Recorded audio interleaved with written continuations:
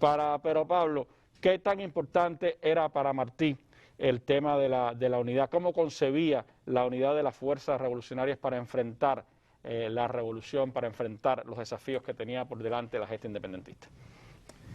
Bueno, necesariamente este tenía que ser un tema y una preocupación central en Martí, porque justamente la falta de unidad fue lo que condujo al fracaso de la Guerra de los 10 años y a divisiones entre los propios patriotas que en ocasiones alejaron a muchos de ellos entre sí durante muchos años.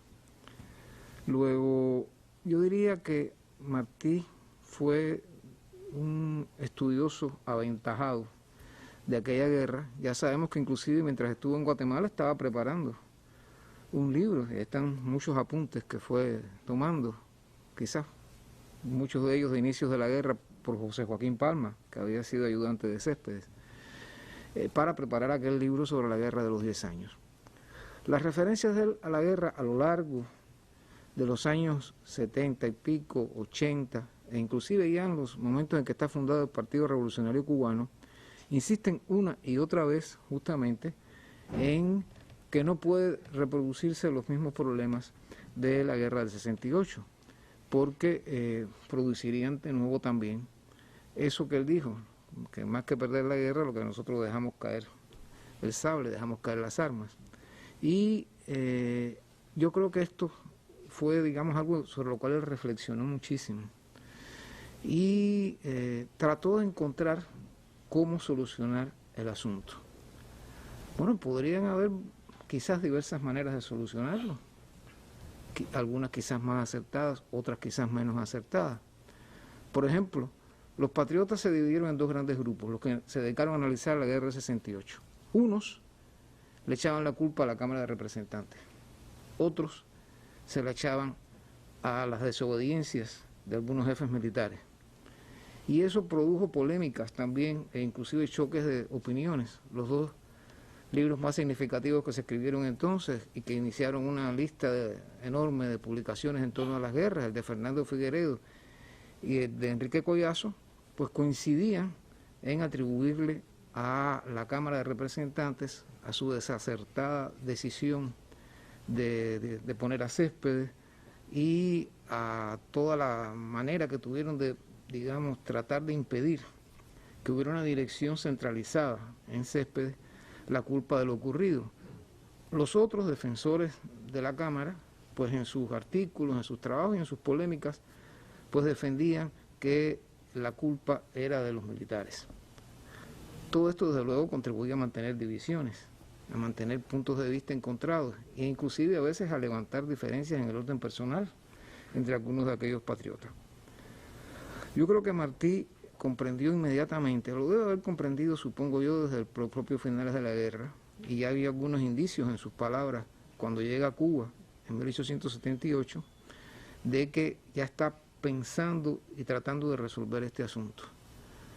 Yo creo que la experiencia del mundo moderno en los Estados Unidos, la experiencia de sus propias estancias en Guatemala, en Venezuela, su análisis inclusive de la política europea de la época, le fueron haciendo comprender que había que encontrar un mecanismo diferente.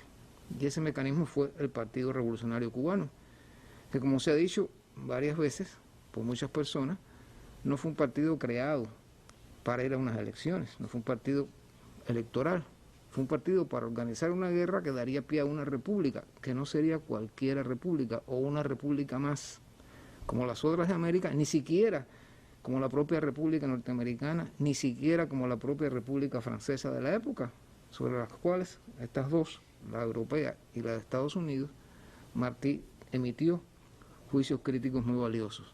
Se trataba de que, y en mi opinión, quizás otros no la tengan igual, se trataba de buscar una forma de organización en que cupieran las ideas de los militares, las ideas de los, vamos a llamarlos así, como les decían ellos, los civilistas, y que trabajaran juntos para que en ese trabajo unido pudiera lograrse lo que Martí quería, que era justamente poder comenzar una guerra bajo condiciones distintas. Era una unidad entonces con un sentido amplio. Con un sentido amplio con los patriotas, pero además que no podía y no debía cerrarse a lo que serían las líneas siempre de trabajo del Partido Revolucionario Cubano y del propio Martí. Pensemos en el manifiesto de Montecristi, la guerra no es contra el español.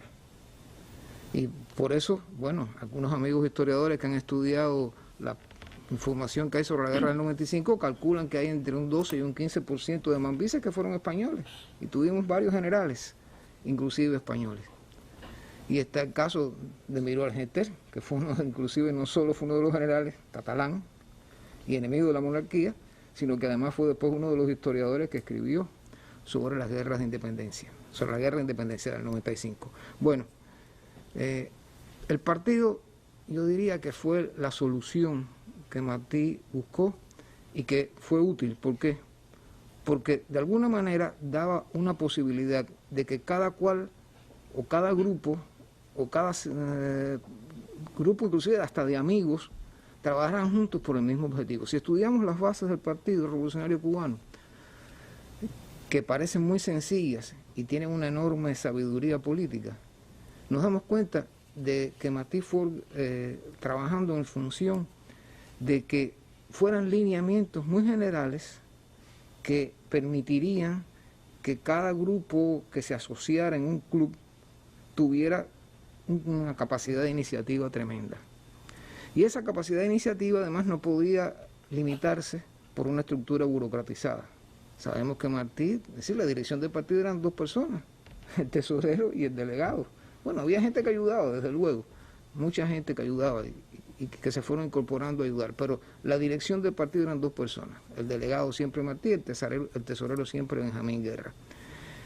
Y lo movió además sobre la base de un principio de que esa unidad tenía que basarse en un ejercicio de democracia, pero no la democracia electoral de los Estados Unidos o de la Francia republicana o de las repúblicas latinoamericanas, donde inclusive ni siquiera funcionaban con esa periodicidad electoral que había en los Estados Unidos, en la mayoría de los casos, quiero decir.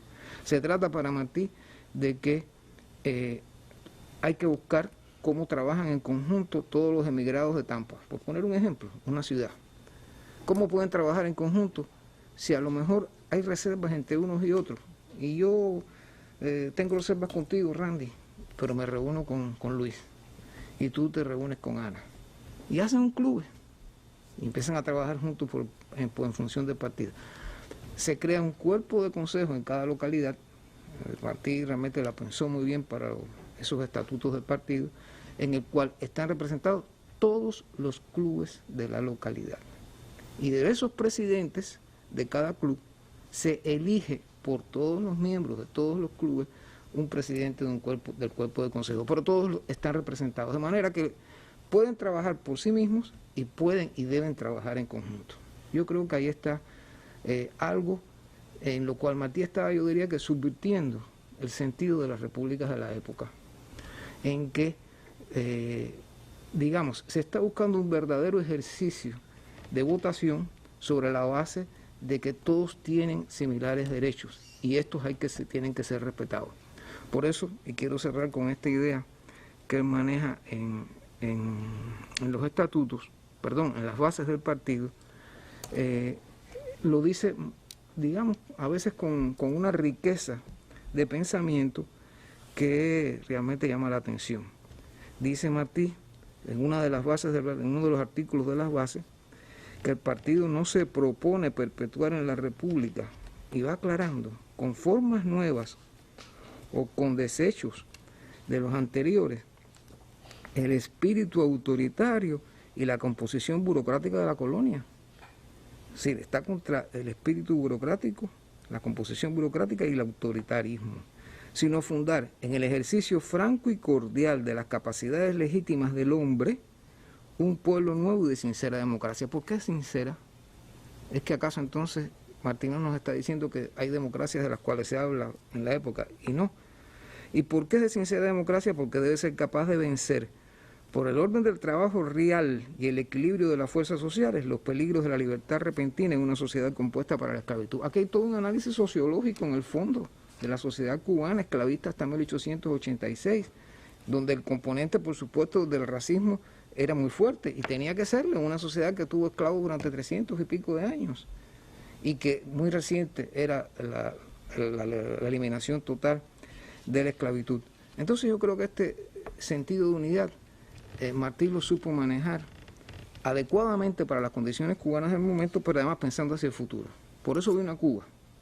No solo porque se sentía en el deber de que si él convocó a la guerra, como le dijo a alguno de sus amigos en una carta, él tenía también que estar presente en ella, sino para organizar esa guerra en función de estos objetivos que ha trazado al fundar el partido y que se han mantenido a lo largo de los años de su existencia, hasta que él llega a Cuba.